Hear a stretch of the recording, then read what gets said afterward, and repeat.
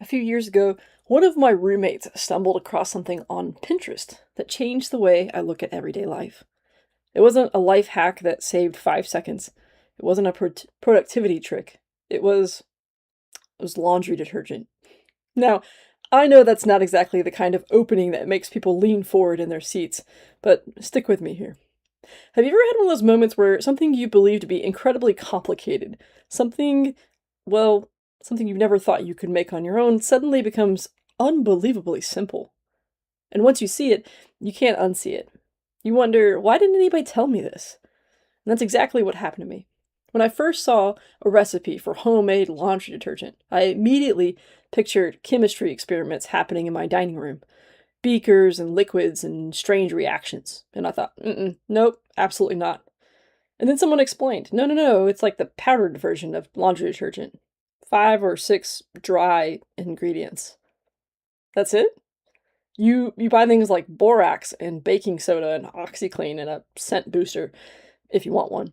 And you pour them in a bucket and you mix them up and you use about 2 tablespoons per a load of laundry. That's the entire process. I've been using the same recipe for nearly 10 years now, and I will never go back. One batch cost me about $45. One batch, it lasted my roommate and I nearly a year. When I lived with several roommates, we'd still only make a batch like once every 6 months or so. Meanwhile, a bottle of laundry detergent that's liquid form can easily cost $20 and you're buying one every other month. Every time I walk down the laundry detergent aisle in the store now, I see something completely different than I used to. I don't just see bottles of detergent. I see an assumption. I see thousands of people, including my former self, paying for something because we simply never questioned whether there was another way.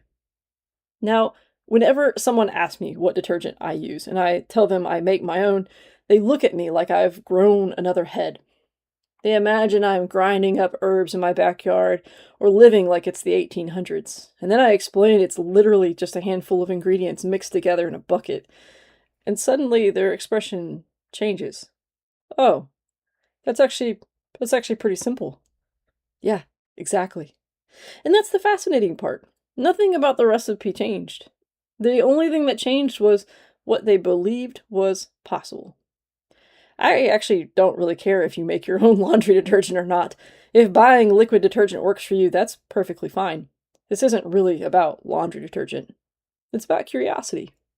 Because laundry detergent is just one example of something we've accepted as complicated simply because we've never stopped to ask any questions about it. How many things in our lives fall into that category? How many things do we buy or outsource or avoid learning simply because we've assumed someone else knows better? One of my mentors at work taught me this when I bought my first house. He said, "You can hire someone to fix almost anything in your house." And then he slowly smiled and added, "Or you can try."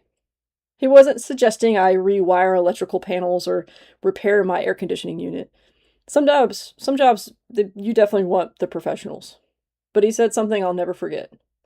You can mess something up 2 or 3 times, buy the replacement parts, and still spend less than hiring someone else the first time. More importantly, you'll know how to do it forever and be willing to teach others. And that's a completely different kind of wealth. Not financial wealth, it's knowledge and confidence and self-reliance. Because every new skill changes the way you see the world.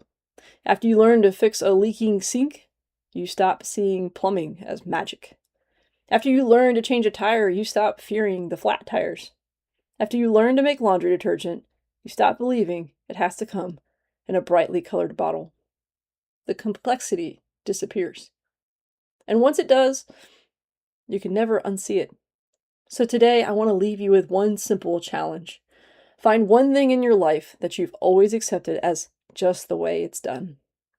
And then ask a different question. Could I make this? Could I learn it? Could I fix it? Can I understand it? Maybe the answer is no. But maybe you'll discover what I discovered, standing over a 5-gallon bucket in my dining room. Sometimes the biggest barriers in our lives aren't made of difficulty. They're just made of assumptions. And every once in a while, all it takes is one question to turn something that looked impossibly complicated into something beautifully simple.